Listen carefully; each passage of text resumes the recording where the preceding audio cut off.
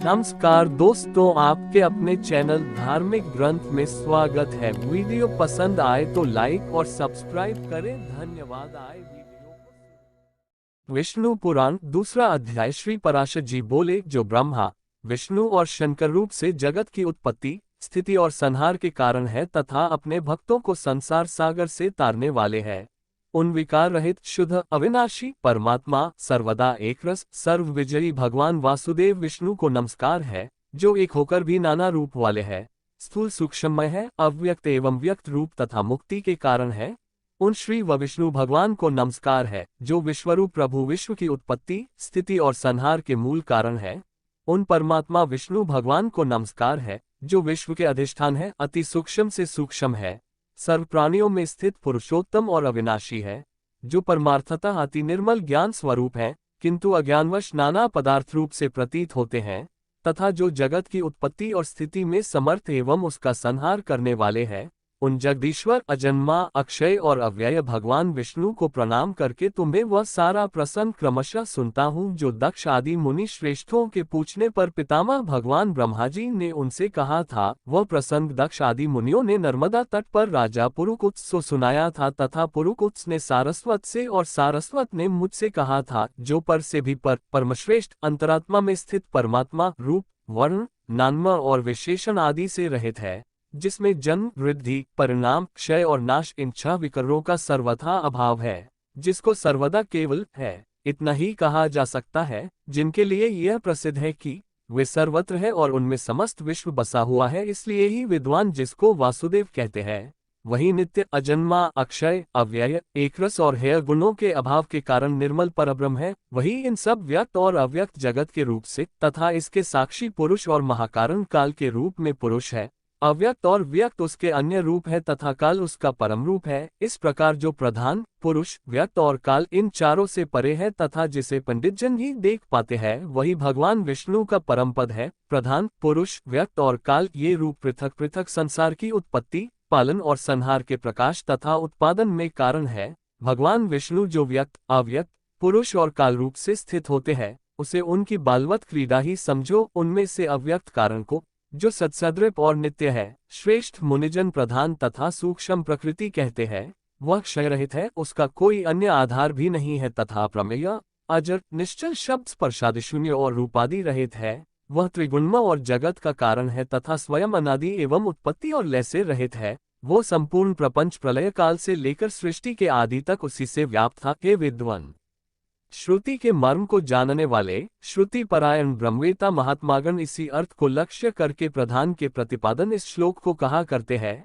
नहो न रात्रिन नभो न भूमिरनासितमो ज्योतिर्भूद्य नान्यत श्रोत्रादि बुधयानुपलभ्यमिक प्राधानिकम ब्रह्म पुमांस दासीत। हे विप्र, विष्णु के परम स्वरूप से प्रधान और पुरुष ये दो रूप हुए। उसी के जिस अन्य रूप के द्वारा वे दोनों संयुक्त और वियुक्त होते हैं, उस रूपांतर का ही नाम काल है। बीते हुए प्रलय काल में यह व्यक्त प्रपंच प्रकृति में लीन था, इसलिए प्रपंच के इस प्रलय को प्राकृत प्रलय कहते हैं। हे द्विज, काल रूप भगवान अनादि है, इनका अंत नहीं है, इसलिए संसार की उत्पत्ति स्थिति और प्रलय भी कभी नहीं रुकते। हे मैत्रेय, प्रलय काल में प्रधान के साम्यावस्था में स्थित हो जाने पर और पुरुष के प्रकृति से पृथक स्थित हो जाने पर विष्णु भगवान का काल रूप प्रवृत्त होता है। तदनंतर उन परब्रह्म परमात्मा विश्वरूप सर्वव्यापी सार्वभूतेश्वर सर्वात्मा परमेश्वर स्वेच्छा से विकारी प्रधान और अविकारी पुरुष में प्रविष्ट होकर उनको क्षोभित किया। जिस पर क्रियाशील न होने पर भी गंध अपनी स्थिति मात्र से ही मन को क्षोभित कर देता है, उसी प्रकार परमेश्वर अपनी स्थिति मात्र से ही प्रधान और पुरुष को प्रेरित करते हैं।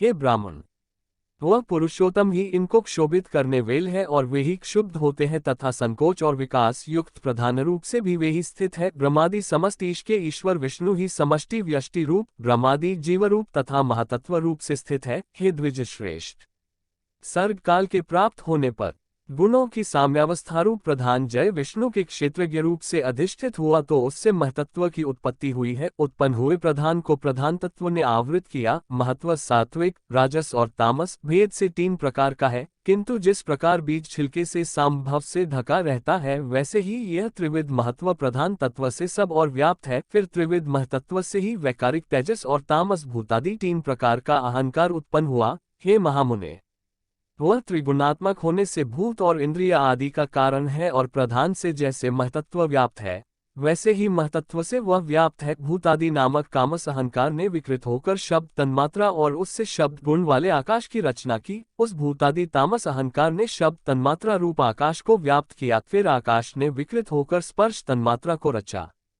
उससे बलवान वायु हुआ, उसका गुण स्पर्श मन गया है। शब्द तन्मात्रा रूप आकाश ने स्पर्श तन्मात्रा वाले वायु को आवृत किया है। फिर वायु ने विकृत होकर रूप तन्मात्रा की सृष्टि की। वायु से तेज उत्पन्न हुआ है, उसका गुण रूप कहा जाता है। स्पर्श तन्मात्रा रूप वायु ने रूप तन्मात्रा वाले तेज को आवृत किया। फिर तेज ने भी विकृत होकर रस तन्मात्रा की रचना की। उससे रस गुण वाला जल हुआ। रस तन्मात्रा वाले जल को रूप तन्मात्रा में तेज ने आवृत किया। जल विकार को प्राप्त होकर गंध तन्मात्रा तेज ने आवृत किया। जल ने विकार को प्राप्त होकर गंध तन्मात्रा की सृष्टि की। उससे पृथ्वी उत्पन्न हुई है, जिसका गुण गंध माना जाता है। उन आकाशादि भूतों ने तन्मात्रा है, इसलिए वे तन्मात्रा ही कहे गए हैं। तन्मात्राओं में विशेष भाव नहीं है, इसलिए उनकी अविशेष संज्ञा है। वे अविशेष तन्मात्राएं शांत, घोर अथवा मूल नहीं है। इस प्रकार तामस अहंकार से यह भूत तन्मात्रा रूप सर्ग हुआ है। 10 इंद्रियां तेजस अर्थात राजस अहंकार से और उनके अधिष्ठाता देवता वैकारिक अर्थात सात्विक अहंकार से उत्पन्न हुए कहे जाते हैं। इस प्रकार इंद्रियों के अधिष्ठाता 10 देवता और 11वां मन वैकारिक है। हे द्विज, त्वक, चक्षु, नासिका, जिह्वा और श्रोत ये पांचों बुद्धि की सहायता से शब्दादि विषयों को ग्रहण करने वाली 5 ज्ञानेंद्रियां हैं। हे मैत्रेय, वायु, उपस्थ, हस्त, पाद और वाक ये 5 कर्मेंद्रियां हैं। इनके कर्म त्याग, शिल्प, गति और वचन बतलाए जाते हैं। आकाश, वायु, तेज, जल और पृथ्वी ये पांचों भूत उत्तरोत्तर शब्द स्पर्श आदि 5 गुणों से युक्त हैं। ये पांचों भूत शांत, घोर और मूढ़ है, अतः ये विशेष कहलाते हैं। इन भूतों में पृथक पृथक नाना शक्तियां हैं, अतः वे परस्पर पूर्णतया मिले बिना संसार की रचना नहीं कर सके। इसलिए एक दूसरे के आश्रय रहने वाले और एक ही संघात की उत्पत्ति के लक्ष्य वाले महतत्व से लेकर विशेष पर्यंत प्रकृति के इन सभी विकारों ने पुरुष से अधिष्ठित होने के कारण परस्पर मिलकर सर्वथा एक होकर प्रधान तत्व के अनुग्रह से अंड की उत्पत्ति की। हे महाबुद्धे, जल के बुलबुले के समान क्रमशः भूतों से बड़ा हुआ यह गोलाकार और जल पर स्थित महान अंड ब्रह्म रूप विष्णु का अति उत्तम प्राकृत आधार हुआ। उसमें वे अव्यक्त स्वरूप जगतपति विष्णु व्यक्त हिरण्यगर्भ रूप से स्वयं ही विराजमान हुए। उन महात्मा हिरण्यगर्भ का सुमेरु, उल्ब, अन्य पर्वत, जरायु तथा समुद्र गर्भाश्य था। हे विप्र, उस अंड में ही पर्वत और द्वीपादि के सहित समुद्र, महगण के सहित संपूर्ण लोक तथा देव, असुर और मनुष्य आदि विविध प्राणीवर प्रकट हुए। वह अंड पूर्व की अपेक्षा 10-10 गुण अधिक जल, अग्नि, वायु, आकाश और भूतादि अर्थात तामस अहंकार से आवृत है तथा भूतादि महतत्व भी अव्यक्त प्रधान से आवृत है।